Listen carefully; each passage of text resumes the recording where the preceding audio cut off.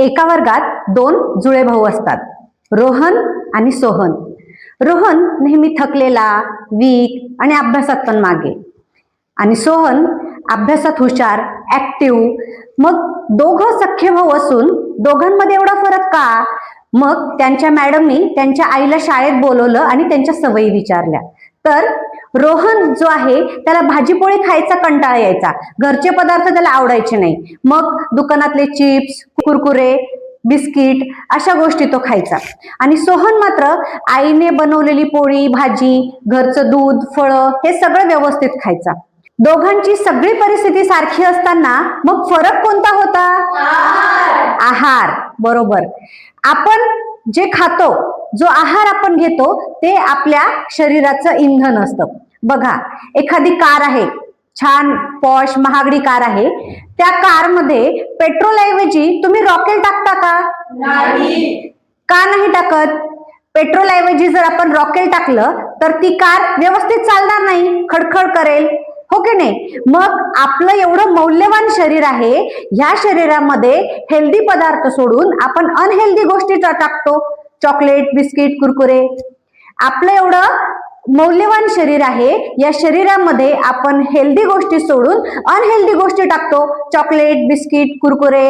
बरोबर आहे का? हे हेल्दी शरीरामध्येच हेल्दी माइंड राहत असते. म्हणजे तुमचं शरीर हेल्दी असेल तर तुम्ही अभ्यासामध्ये पण नेहमी हुशार राहताल. मग हेल्दी फूड कोणतं? ज्यामध्ये आहारातले सर्व घटक समाविष्ट असतात.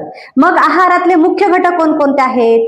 Carbohydrates, protein, fats, minerals, vitamins आणि वॉटर. हे सगळे घटक जेव्हा आपल्या आहारात येतात तेव्हा आपलं आहार परिपूर्ण होत असतो. मग कार्बोहायड्रेट्स ते आपल्याला कशातून मिळतात?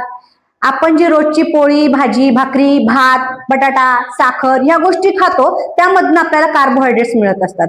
आणि कार्बोहायड्रेट्समुळे आपल्या शरीराला मोठ्या प्रमाणात ऊर्जा मिळते. 2 नंबर आहे प्रोटीन्स. प्रथिने आपल्याला कशातून मिळतात? डाळी, दूध, अंडी या गोष्टींमधून आपल्याला प्रथिने मिळतात. मग प्रथिने का आवश्यक असतात? आपल्या शरीराच्या मसल्स बनवण्यासाठी, शरीराची योग्य वाढ होण्यासाठी आपल्याला प्रोटीनची गरज असते.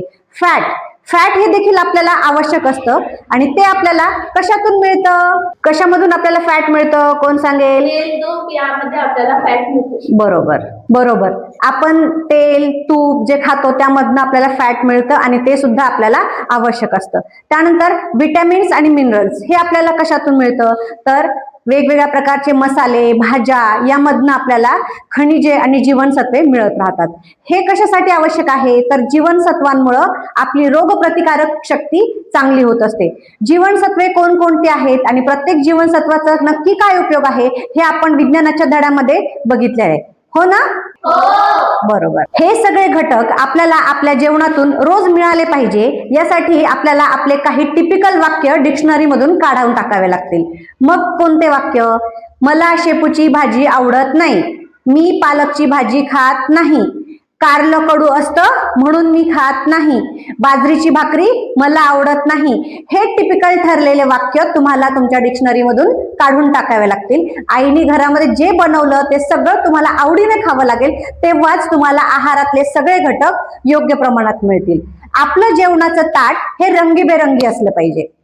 मग रंगीबेरंगी म्हणजे कसं? त्याच्यामध्ये सगळ्या प्रकारचे पदार्थ जर असले तर आपला रंगीबेरंगी होऊन जाईल ताट.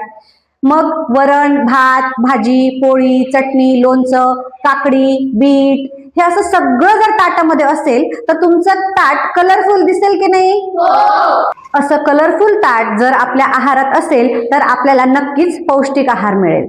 मग हे ताट घेऊन आपण टीव्ही समोर बसतो. कोण कोण टीव्ही समोर बसून जेवण करतं?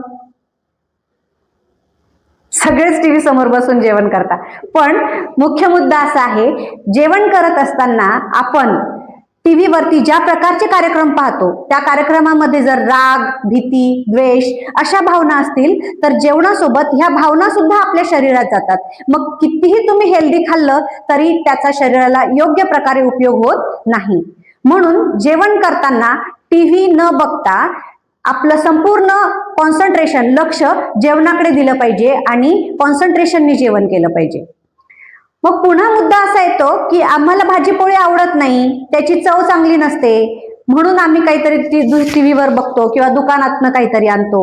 मग भाजी पोळीला जर अजून जास्त चवदार बनवता आलं तर आमच्या वर्गामध्ये आम्ही प्रत्येक महिन्याला एक सोपी रेसिपी शिकवत असतो, ज्यामध्ये गॅसचा कमीत कमी वापर करून आणि कमीत कमी पदार्थांपासून आहे त्या भाजीपोळीला किंवा घरात आहे त्या पदार्थांना जास्तीत जास्त हेल्दी कसं बनवता येईल ह्या रेसिपी आम्ही घेत असतो.